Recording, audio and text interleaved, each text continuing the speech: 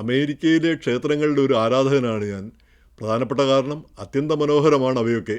വാസ്തു ശില്പകലയുടെ ഏറ്റവും നല്ല പ്രതീകങ്ങൾ, അതുപോലെ തന്നെ വിശാലമായ സൗധങ്ങൾ.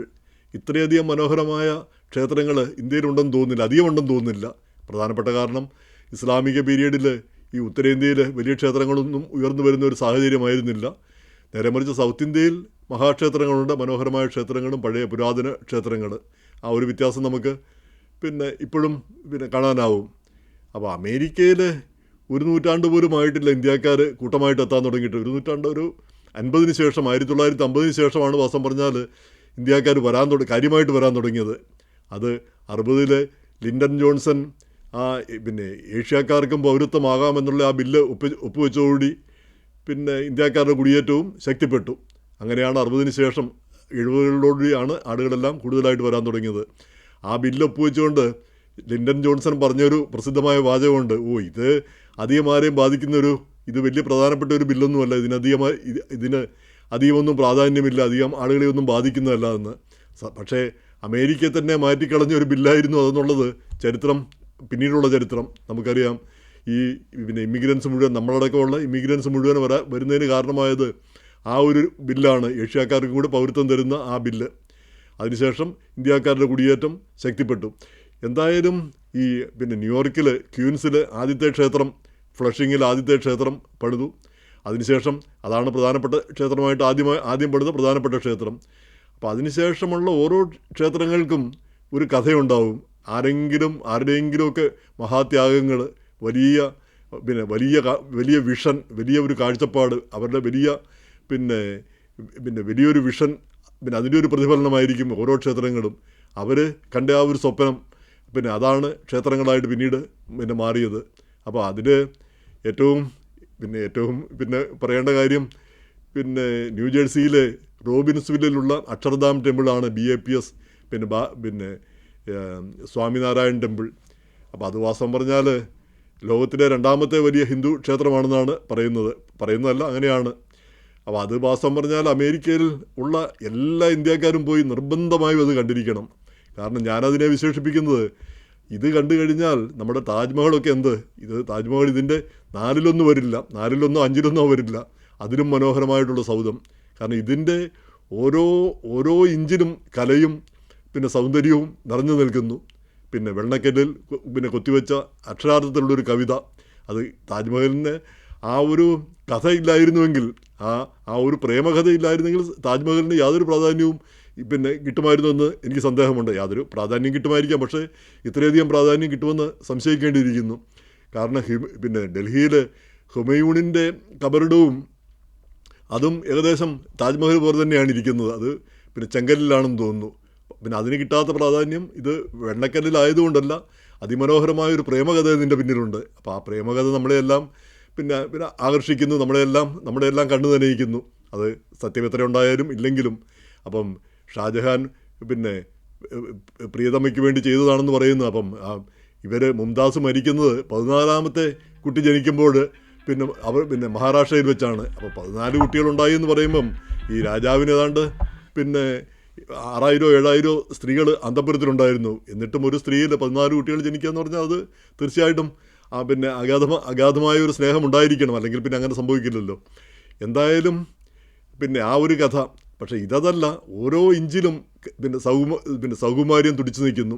എന്ന് മാത്രമല്ല, ഹിന്ദു ഭക്തർക്ക് അവർക്ക് ആ 10,000-ലധികം സ്റ്റാച്യുകൾ, 10,000-ലധികം പ്രതിമകൾ ചേർന്നതാണ് ഈ ക്ഷേത്രം എന്നാണ് പറയുന്നത്. 10,000-ലധികം.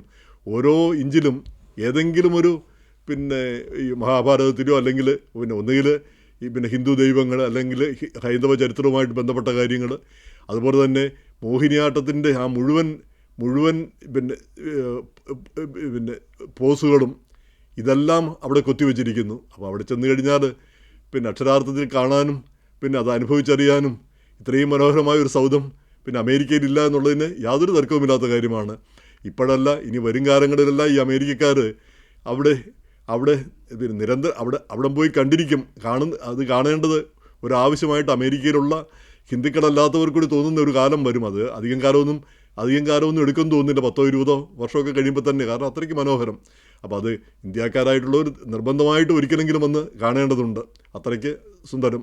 അപ്പോൾ ഇതൊക്കെ ഇപ്പോൾ പറയാനുള്ള കാര്യം പിന്നെ അതിൻ്റെ ഇടയ്ക്ക് ഇതിൻ്റെ ഇത്തിരി കോൺട്രവേഴ്സി ഉണ്ട്, അത് പിന്നീടും അവസാനം പറയാം.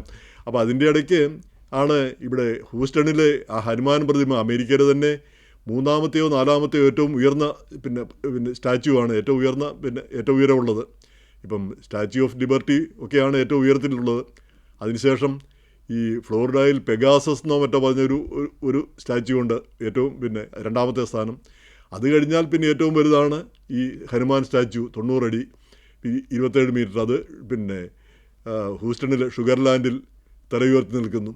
അതും മനോഹരമായി കാണുമ്പോൾ തന്നെ അതൊരു നദിക്കരയിൽ അതിമനോഹരമായൊരു കാഴ്ചയായിട്ടാണ് തോന്നുന്നത്. ഒരുപാട് ഏക്കർ സ്ഥലത്ത് ഹൈന്ദവ ക്ഷേത്രവും അഷ്ടലക്ഷ്മി ക്ഷേത്രവും അതിനോടനുബന്ധിച്ചുള്ള പ്രതിമയും.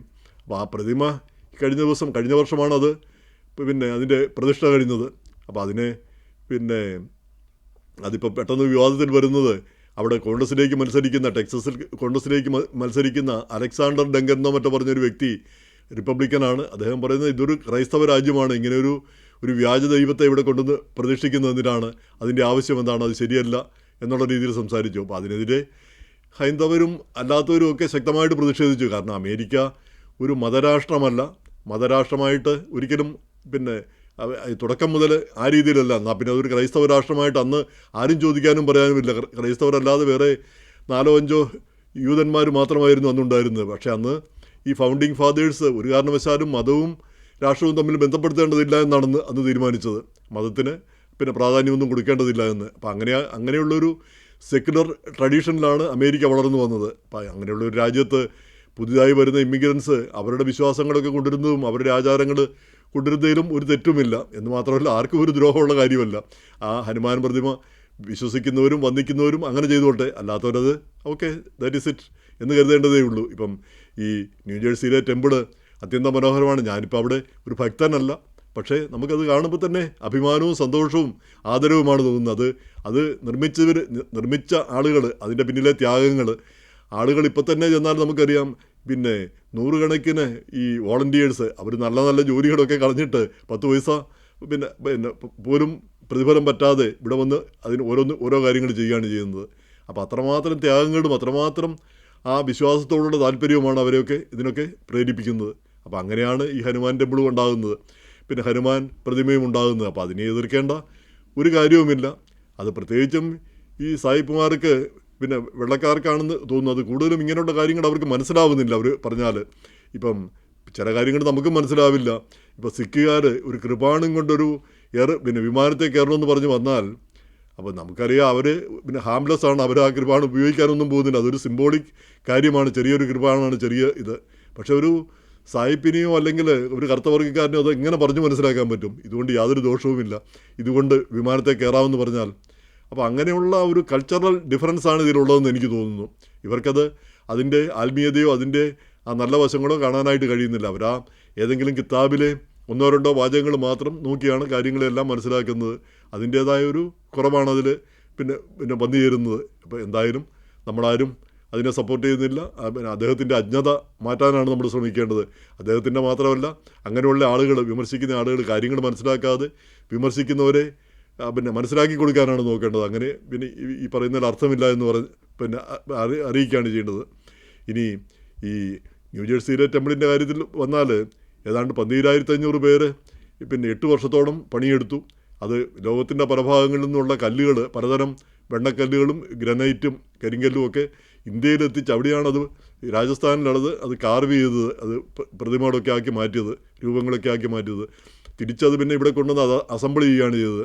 അപ്പോൾ ഇവിടെ അത് ചെയ്യുന്നതിന് ഈ 12,500 ജോലിക്കാരോ മറ്റോ ഉണ്ട്, കൂടുതലും വോളണ്ടിയേഴ്സ്. നാട്ടിൽ നിന്ന് കുറേ ആളുകൾ വന്നു. അവരും ഇങ്ങനെ വർഷങ്ങളോളം ജോലി ചെയ്തു. അതിൻ്റെ ഇടയ്ക്ക് ആണ് ഇവർക്ക് ശരിയായിട്ടുള്ള ശമ്പളം കിട്ടുന്നില്ല, ഇവരെ ട്രാഫിക്കിംഗ് ആണ്, ഇല്ലാത്ത കാര്യങ്ങൾ പറഞ്ഞ് ഇവരെ കൊണ്ടുവന്നാണെന്നൊക്കെ പറഞ്ഞ് കേസ് വന്നത്.